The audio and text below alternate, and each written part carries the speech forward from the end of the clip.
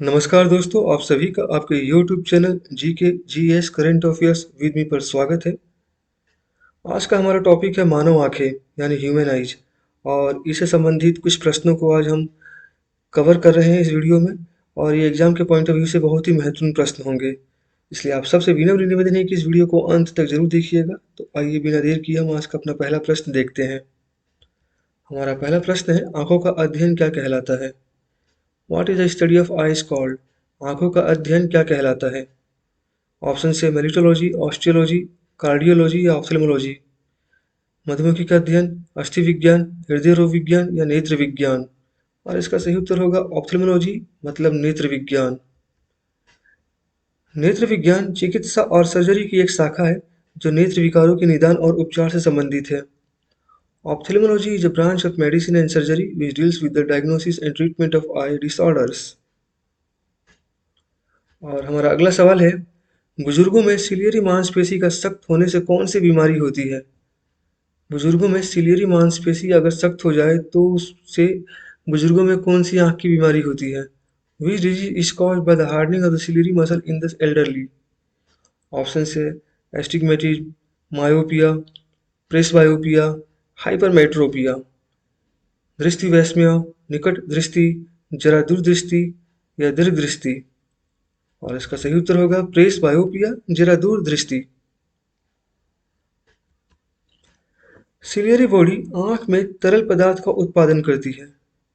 Means ये ciliary body जो है फ्लूइड का प्रोडक्शन करती है हमारी आंखों में, और उस फ्लूइड को हम लोग क्या कहते हैं? अक्वस ह्यूमर, मतलब जलीय द्रव।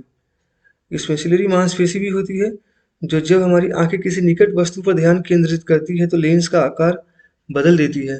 इस प्रक्रिया को हम समायोजन कहते हैं, या फिर ये प्रक्रिया क्या कहलाती है? अकोमोडेशन ऑफ आई। और अकोमोडेशन ऑफ आई में होता क्या है कि लेंस, आंखों का जो लेंस होता है, ऑब्जेक्ट डिस्टेंस, जो डिस्टेंस होता है ऑब्जेक्ट का, उसके हिसाब से ये अपने आकार को भी बदल देती है। और ये किसकी सहायता की वजह से होता है? ये सिलियरी मांसपेशी की वजह से ही होता है, हमारे लेंस के आकार में बदलाव। और वो भी कब बदलाव होता है? दूरी की वजह से। कोई अगर नज़दीक हो तो लेंस का आकार कुछ और होगा, और कुछ ऑब्जेक्ट अगर कुछ दूर होगा, ज़्यादा ही दूर होगा, तो उसका आकार यानी लेंस का आकार कुछ और ही हो जाएगा, ताकि उसको एडजस्ट कर सके कि वो दूर की चीज़ों को भी आसानी से देख सके, साफ साफ देख सके। और यहाँ आप देख सकते हैं इस डायग्राम में सिलियरी बॉडी का स्थिति इस हमारी आंखों में क्या है, कहाँ पर है। हमारा अगला सवाल है, रतौंधी को अन्य किस नाम से जाना जाता है? रतौंधी को अन्य किस नाम से जाना जाता है? By what other name is night blindness known? Option से ट्रैकोमा, निक्लोपिया, कैटेरैक्ट या none of the above. Trachoma, nyctalopia, मोतियाबिंद या उपयुक्त में से कोई नहीं। और इसका सही उत्तर होगा निक्लोपिया। निक्लोपिया का तात्पर्य रतौंधी या कम रोशनी में या रात में देखने में आंख की कठिनाई से है। हालांकि दिन के समय दृष्टि अप्रभावित रहती है, निक्टोलोपिया आंखों की रोशनी से अंधेरे की ओर जल्दी से अनुकूलन करने में असमर्थता के कारण होता है। हमारा अगला सवाल है, एक ऐसी समस्या जिसमें आंखें एक ही समय में एक ही दिशा में नहीं देखती है। मतलब ये समस्या ऐसी है कि हमारी आंखें एक समय में अलग अलग दिशाओं में देखती है, ना कि एक ही दिशा में देखती है। अक्सर नॉर्मली होता है कि हमारा जो नॉर्मल आइज है, अगर एक आंख राइट साइड देखेगी तो दूसरी आंख भी राइट साइड की ओर देखेगी, राइट डायरेक्शन में देखेगी। अगर एक आंख लेफ्ट साइड में देखेगी तो दूसरी आंख भी लेफ्ट साइड की ओर घूम जाएगी। लेकिन अगर ये डिजीज हो जाए तो इस केस में क्या होता है कि एक आंख अगर राइट में देखे, जरूरी नहीं कि दूसरी आंख राइट में देखे, वो या तो ऊपर की ओर देखेगी, या तो नीचे की ओर देखेगी, या तो लेफ्ट की ओर देखेगी। तो इसका डायरेक्शन क्या होता है, पूरी तरह से चेंज हो जाता है दूसरी आंख का। तो a problem in which the eyes do not seem to look in the same direction at the same time. Option है astigmatism, cataract, both A and B या स्ट्राबिस्मस। दृष्टि विस्मय, दृष्टि विस्मय, मोतियाबिंद, ए और बी दोनों, या तिर्यक दृष्टि। और इसका सही उत्तर होगा स्ट्रोबिस्मस या तिर्यक दृष्टि।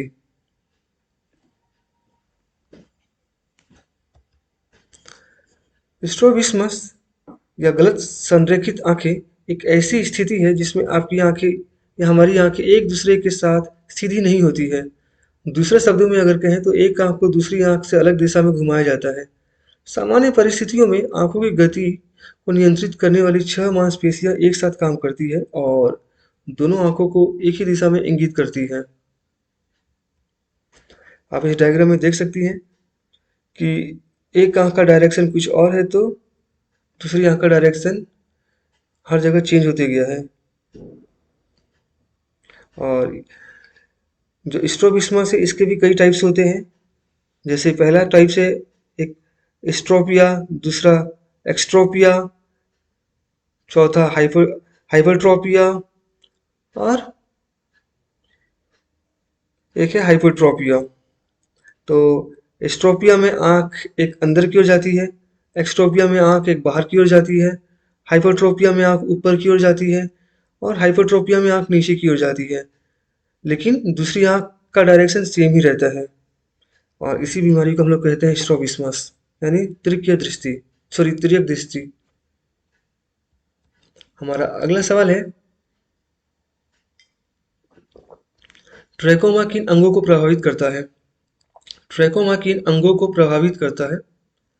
Which organ does trachoma affect? Option से जीभ, नाक, आंखें या उपयुक्त सभी, टंग, नोज, आइज या ऑल ऑफ द अबव। और इसका सही उत्तर होगा आइज, आंखें। ट्रैकोमा आंख की एक बीमारी है जो क्लेमाइडिया ट्रैकोमैटिस जीवाणु के संक्रमण से होता है। ट्रैकोमा से अंधापन अपरिवर्तनीय है, अगर इससे कोई अंधा हो जाए तो यह परिवर्तनीय होता है और ये एक बैक्टीरिया होता है और उस बैक्टीरिया का नाम क्या है? Chlamydia trachomatis. और इसी की वजह से ट्रैकोमा हमारी आंखों में होता है। यहाँ देख लीजिए एक राइट, इस डायग्राम में जो राइट आंख है, जो राइट आई है, वो लाल हो चुकी है इसी इन्फेक्शन की वजह से, इसी बैक्टीरिया की वजह से। और यही ट्रैकोमा डिजीज है जो आंखों का है और जो आंखों में होता है। और इसके कुछ निशानी, जो इसका कुछ सिम्टम्स है जिससे हम लोग मालूम कर सकते हैं कि हमें ट्रैकोमा हुआ है या नहीं हुआ है। पहला सिम्टम है आंखों में दर्द, आंखों आईलिड जो होता है उसका फूल जाना या इरिटेशन आंखों में। नेक्स्ट हमारा क्वेश्चन है, हमारा अगला सवाल है, what is the formula of lens? Lens का सूत्र क्या है? What is the formula of lens? Option से 1/f multiply 1/u equal to 1/v, 1/f equal to 1/v multiply 1/u, 1/f equal to 1/v plus 1/u या फिर 1/f equal to 1/v minus 1/u।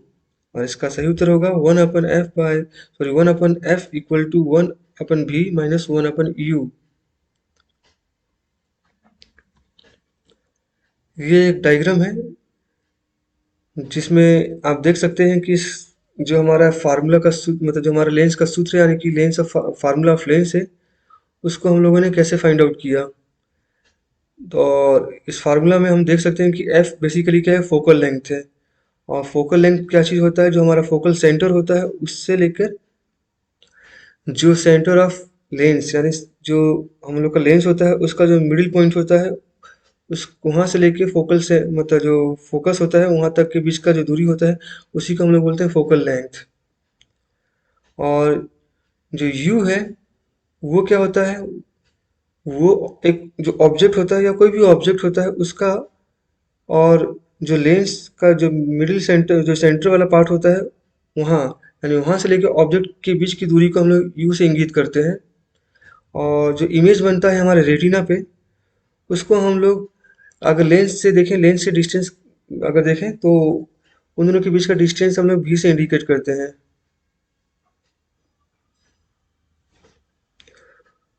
Lens की शक्ति प्रकाश की किरण को अभिसरण या विचलन करने की क्षमता का प्रतिनिधित्व करती है।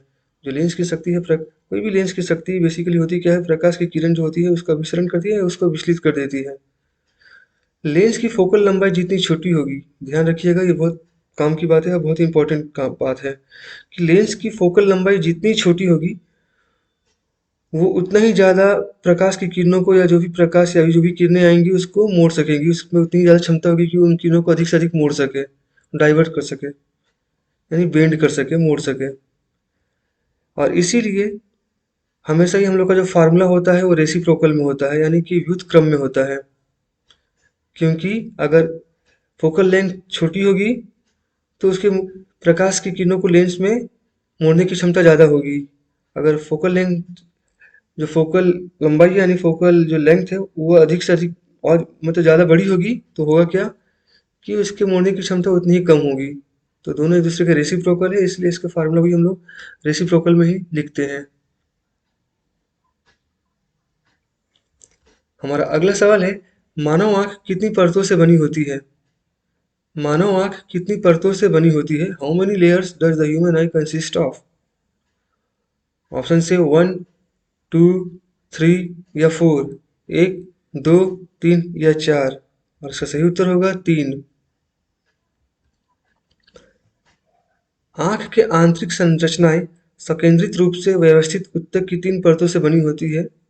और ये क्या क्या है? श्वेत पटल और कोर्निया बाहरी परतें बनाती है।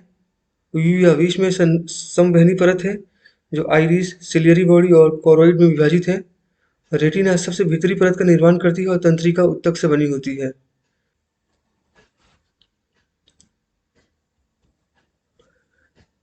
जो नेत्र गोलक है उसकी दीवार 3 परतों से बनी होती है और वो 3 परत क्या क्या है? स्क्लेरा, कोरोइड और रेटिना, यानी कि श्वेत पटल, कोरोइड और रेटिना। ये 3 परत से ही हमारा आई बॉल बना हुआ रहता है। और आप इस डायग्राम में देख सकते हैं ब्लू कलर जो बाहर का है वो स्क्लेरा है, काफ़ी टफ रहता है और ये हमारी आंखों के स्ट्रक्चर को प्रोटेक्ट करता है। और फिर जो दूसरे नंबर पे है अंदर, वो क्या है? कोरोइड। और तीसरे नंबर पे क्या है? रेटिना। और रेटिना बेसिकली क्या है? नर्वस, मतलब न्यूरॉन्स, इसके अंदर ज़्यादा क्या है? न्यूरॉन्स। हमारा अगला सवाल है, कॉर्निया और आइरिस के बीच पाया जाने वाला तरल पदार्थ कौन सा है? What is the fluid found between the cornea and iris? Cornea और आइरिस के बीच पाया जाने वाला तरल पदार्थ कौन सा है? ऑप्शन है लेंस, नेत्र का चाप द्रव, जलीय द्रव्य या उपयुक्त में से कोई नहीं। Lens, vitreous humour, aqueous humour या नन ऑफ द एबव। और इसका सही उत्तर होगा जलीय द्रव्य या aqueous ह्यूमर। और इस डायग्राम में आप देख सकते हैं aqueous ह्यूमर बेसिकली कहाँ पर है? ये कॉर्निया और आइरिस के बीच में दिख रहा है। हमारा अगला सवाल है, निम्नलिखित में से कौन रेटिना में प्रकाशग्राही कोशिका है? Which of the following is और आर फोटो रिसेप्टर और photo receptor cells in the retina? Photo receptor मतलब उस तरह के सेल्स या उस तरह की कोशिकाएं होती हैं जो प्रकाश को अपने अंदर ले लेती है। ऑप्शन से शलाका कोशिकाएं, शंकु कोशिकाएं, उपयुक्त सभी या उपयुक्त में से कोई नहीं। Rod cells, cone cells, all of the above या नन ऑफ द एबव। और इसका सही उत्तर होगा ऑल ऑफ द एबव, मतलब ए और बी दोनों। तो ये दोनों ही क्या है? हमारे रेटिना में पाई जाती है और ये दोनों ही प्रकाशग्राही कोशिकाएं हैं, यानी फोटो रिसेप्टर सेल्स है। और जिसमें से एक कोन सेल है और एक रड सेल है। तो जो कोन सेल है वो उसका काम क्या है? कलर्स की पहचान करना, और ये दिन के टाइम ही काम करता है, रात के टाइम काम नहीं करता है। और एक है रड सेल्स, तो रड सेल बेसिकली अंधेरे में काम करता है और रात के टाइम अंधेरा होता है इसलिए रात के टाइम काम करता है, और ये कलर से कोई मतलब नहीं रखता है, इसीलिए रात के टाइम हमें कोई भी चीज़ कलरफुल नहीं दिखता है अगर पूरी तरह से अंधेरा रहा तो। तो दोनों में यही अंतर है, कौन सेल दिन के टाइम, और ये दिन के टाइम काम करता है और ये रंगों से अपना परिचय रखता है। लेकिन रेड सेल को रंगों से कोई मतलब नहीं है और रात के ही टाइम यानी अंधेरे में ही काम करता है। और ये दोनों ही कहाँ मिलता है? रेटिना में।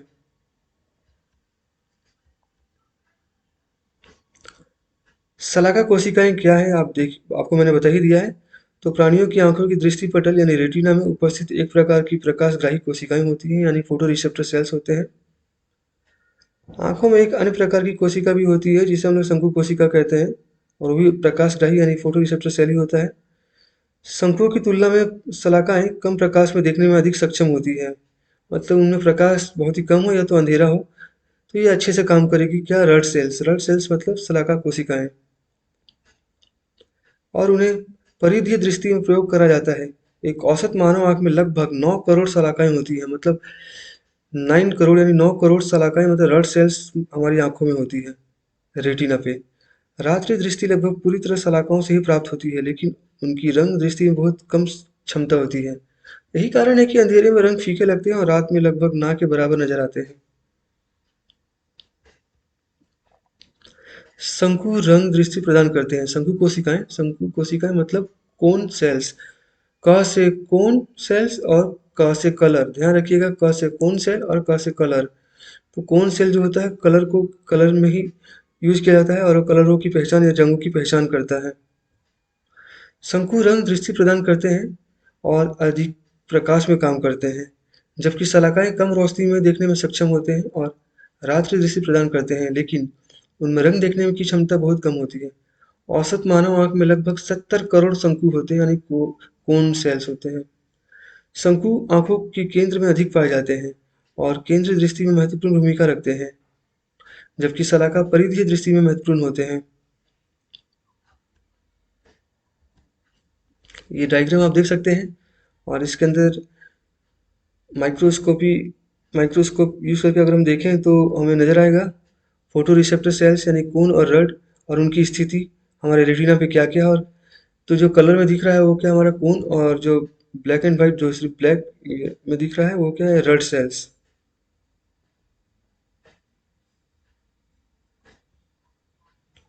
तो ये डायग्राम आप देख सकते हैं अच्छे से।